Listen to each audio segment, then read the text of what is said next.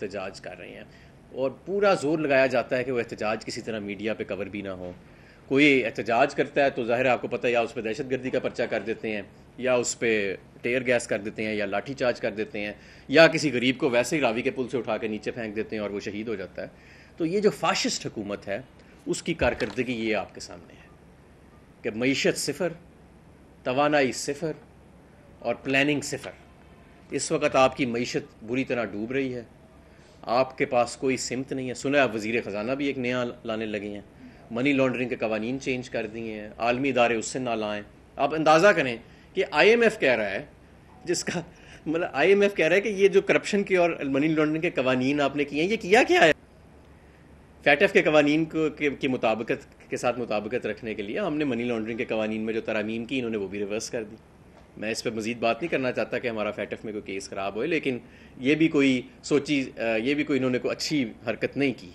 اور اب I am F کہہ رہا ہے کہ یہ آپ لوگ کیا کر رہے ہیں. تو جو نہ اس گورنمنٹ کی بین الاقوامی طور پہ کوئی کریڈیبلٹی ہے, لوکلی جو ہماری مقامی طور پہ تو لوگ ان کو سنجیدہ لینا ہی چھوڑ چکے ہیں. اور میں آپ کو یقین سے کہتا ہوں کہ حکومتیں اس وقت ان کی افیکٹونیس ختم ہو جاتی ہے جب آپ کی کریڈیبلٹی مقامی طور پہ اور انٹرنیشنلی ختم ہو جاتی ہے. اور اب جتنی ہم زیادہ ضد کریں گے اس حکومت کو اپنے اوپر مسلط کرتے ہوئے, جتنے ہم متنازع طریقے سے اداروں کو انڈرمائن کریں گے, اتنا پاکستان کا نقصان ہوئے گا اور عوام پسے گی. آنے والا وقت جو ہے, جس طرح کی ان کی پالیسیز ہیں, وہ بڑا خوفناک وقت مجھے نظر آ رہا ہے. آنے والے وقت میں یہ فیصلہ نہیں ہوئے گا کہ لوگوں کو سڑکوں پہ کون نکالے گا. آنے والے وقت میں سوچنا یہ پڑے گا کہ لوگ اگر سڑکوں پہ نکل آئے تو کس کی بات سنیں گے واپس پرامن طور پہ پیچھے ہٹنے کے لیے. عوام کو ہوش کے ناخن لینے چاہیے اور ارباب اختیار کو بھی سوچنا چاہیے کہ اب ہمیں ملک اور اس کی فلاح کے لیے عام انتخابات کی طرف جانا چاہیے. جی سوالات. ہمارا صاحب یہ فرمائے گا کیا آپ سمجھتے ہیں کہ آپ کا قومی اسمبلی سے جو باہر آنے کا فیصلہ تھا, آپ میٹنگز میں بیٹھتے ہیں, وہ غلط تھا؟ اگر بیچ میں رہتے پریشر زیادہ ہوتا, جس طرح ان کے حکومتی اتحادی ناراض ہیں اور باتیں کر رہے ہیں, تو معاملات کہیں چینج ہو سکتے تھے. نہیں دیکھیں, ہمارے لوگوں کو توڑا گیا, جس طریقے سے توڑا گیا آپ کے سامنے ہے. راجہ ریاض کو بٹھا دیا گیا قاعدے اس پہ اختلاف. ہم وہاں پہ بیٹھتے تو ہم کیا کرتے, وہاں پہ کیا ڈیبیٹنگ کلب بن جاتا. وہاں پہ یہ جو جس طرح کے یہ بیہودہ قسم کے قوانین پاس کر رہے ہیں, وہاں پہ ہم کیا ان کے اوپر بھی ہم مور لگا دیتے. کیا کرتے, یہ ہم نے عوام سے رجوع کرنے کا فیصلہ کیا ہے. وقت تھا جب وزیر اعظم عمران خان نے اسمبلیاں تحلیل کی تھیں, وقت تھا کہ ہم فریش مینڈیٹ لیتے. معاشروں میں جب کوئی کانفلکٹ آتا ہے, پولرائزیشن ایک حد سے زیادہ بڑھتی ہے, تو عوام سے رجوع کیا جاتا ہے فریش مینڈیٹ کے لیے.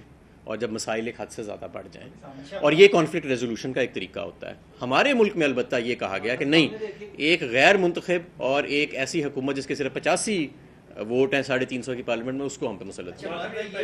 یہ بتائیے گا کہ آپ کہہ رہے ہیں کہ ہر چیز کا الزام جو ہے وہ عمران خان پر ڈالا جا رہا ہے.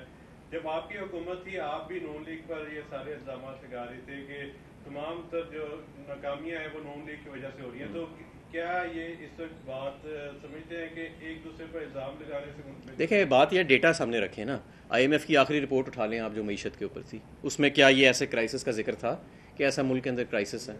ہم تو ڈیٹا کے ساتھ بات کرتے تھے. اور ہم نے کیا کیا دیکھیں نا, ہم ایکسپورٹ کو لے کے گئے $32 ارب پہ 24 ارب ڈالر سے. ہم ریمیٹنسز کو $20 ارب سے 31 ارب پہ لے کے گئے, جو باہر کے ملک سے ترسیلات آتی ہیں. ہم آپ کی اکنامک گروتھ کو 2 سال مسلسل 5.5% اور 6% پہ لے کے گئے. ہم آپ کے بڑے درجے کی صنعت کو 10% سالانہ کی گروتھ پہ لے کے گئے. ہم آپ کی زراعت کی پیداوار کو پچھلے 20 سال کی سب سے زیادہ پیداوار اور اس کی گروتھ کے اوپر لے کے گئے. ہم نوکریوں کی پیداوار 18.5 لاکھ پہ لے کے گئے, جو نون لیگ کے دور میں 11 لاکھ تھی. ہم نے یہ سارا کچھ کہا. ہم کووڈ کے دوران دنیا کے 3 بہترین ممالک میں ہمارا شمار کیا گیا جنہوں نے کووڈ سے بہترین طریقے سے نجات دلائی یا بہترین طریقے سے مینیج کیا. یہ سارا کچھ ہم نے کیا. یہ مجھے بتا دیں انہوں نے کیا کیا اب تک, کس کو ہم ذمہ داری دیں؟ یہ جو ساری تباہی آ رہی ہے اس کا ذمہ دار کون ہے؟ کسی کو ذمہ داری تو لینی پڑے گی نا. اچھا عماد بھائی, یہ بتائیے گا کہ وزیر خزانہ نے کل یہ کہا کہ عمران خان نے جو آئی ایم ایف سے معاہدہ توڑا ہے, پاکستان کو 233 ارب کا نقصان ہوا ہے. اور جو پٹرول کی ابھی قیمت ہے, اگر آئی ایم ایف کا جو معاہدہ عمران خان نے کیا تھا 70 پہ, اس سے زیادہ قیمت ابھی بھی اس سے ہوتی. اس میں کتنی حقیقت؟ پہلی بات تو یہ ہے کہ خود وزیر خزانہ صاحب یہ کہہ چکے ہیں کہ پٹرول کی قیمتوں کا آئی ایم ایف کے معاہدے سے کوئی تعلق نہیں ہے. آپ لوگوں کے چینلز نے ان کی یہ نشر کی تھی اسٹیٹمنٹ, انہوں نے لاسٹ ویک دی تھی. تو وہ خود فیصلہ کر لیں کہ اس کا کوئی تعلق ہے آئی ایم ایف کے ساتھ یا نہیں ہے. ایسے تو نہیں ہو سکتا کہ عمران خان کے زمانے میں تعلق تھا اور اب نہیں ہے. تو کوئی ایک ایسی سطح نہیں تھی. ہم نے IMF کو جو فیول کے اوپر سبسڈی دی تھی اس کی مکمل اکاؤنٹنگ دے دی تھی, اور اگر ہم ہوتے تو ہم وہ سمے سے وہ 300 ارب کی سبسڈی بھی نہ دینی پڑتی, کیونکہ ہم نے روس سے سستا تیل لے آنا تھا. اچھا عماد بھائی یہ بتائیے گا کہ جیسے کل عدالت کا فیصلہ آیا ہے, آپ کے مخالفین یہ کہہ رہے ہیں ہم تو فل تیاری میں تھے اور آپ نے ہی پٹیشن دائر کی, جب فیصلہ آ گیا اب آپ لوگ پیچھے کیوں ہٹ رہے ہیں اس عدالت کے فیصلے پہ؟ اس پہ ذرا جواب دیں. کون سی عدالت کے فیصلے پہ جی؟ ہائی کورٹ کی. دیکھیں عدالت کے فیصلے کو اپیل کرنا ہمارا حق ہے. سپریم کورٹ اسی لیے ایگزسٹ کرتا ہے کہ وہ کورٹ آف فرسٹ انسٹنس تو نہیں ہے سپریم کورٹ, وہ تو ایک اپیل کورٹ ہے نا لارجلی. تو سپریم کورٹ میں ہم نے اپیل کی ہے. ہمیں اب دیکھیں نا ایک فیصلہ یہ آیا ہے کہ جی حمزہ شہباز غیر آئینی طور پہ اور غیر جمہوری طور پہ منتخب ہوئے, لیکن حمزہ شہباز ہی وزیر اعلیٰ رہیں گے. یہ فیصلہ سنیں نا آپ ذرا. اور حمزہ شہباز ہی وزیر اعلیٰ بھی رہیں گے, اور جو 5 منتخب لوگ ہیں جو ریزروڈ سیٹس پہ جو کل ہی نوٹیفائی ہو سکتے ہیں, آج ہی نوٹیفائی ہو سکتے ہیں, ان کو بھی روک کے رکھنا ہے. تو جب اس طرح کا کوئی فیصلہ آئے گا تو ہمارا حق کیا ہے فیصلے. دیکھیں فیصلے کو تسلیم کرنا ایک اور بات ہے, فیصلے کی سے اختلاف رائے رکھنا ایک اور بات ہے. تو فیصلے سے اختلاف رائے ہم رکھتے ہیں, اور صرف ہم ہی نہیں رکھتے, آپ سب لوگ رکھتے ہیں, میں جانتا ہوں, اور سپریم کورٹ کے پاس جانا ہمارا حق ہے اور وہ ہم گئے. اچھا مادھو یہ بتائیے گا کہ سپریم کورٹ ہے جو رات 12 بجے کھلی ہے, تو اب اسی سپریم کورٹ کے پاس آپ گئے ہیں, آپ کو نہیں لگتا کہ یہ ایک اسکرپٹڈ ہے ساری چیزیں, چونکہ آپ کے 5 جو اراکین ہیں وہ حج پہ گئے ہوئے ہیں, جبکہ 6-7 کے بارے میں ہے کہ وہ غیر کی دورے کے اوپر ہیں. تو یہ تو دیکھیں ابھی تو سماعت ہو رہی ہے. میں کوئی ایسا ریمارک نہیں دینا چاہتا کہ جو ہماری 1:30 بجے سماعت ہونی ہے اس پہ اس کا نیگیٹو اثر ہوئے, لیکن یہ ضرور ہے کہ جو بہت کچھ ہو رہا ہے اس ملک میں اس پہ ہمیں تشویش ہے, اور صرف ہمیں نہیں ہے پوری قوم کو ہے. آپ سب بھی پھرتے ترتے ہیں اور دیکھتے ہیں. اب جو لیٹسٹ سروے ریزلٹس آ رہے ہیں 70% لوگ فوری طور پہ انتخابات چاہ رہے ہیں, چاہے ان کا تعلق کسی بھی جماعت سے ہو. 70% لوگ, overwhelming majority we are talking about here, it is not a joke.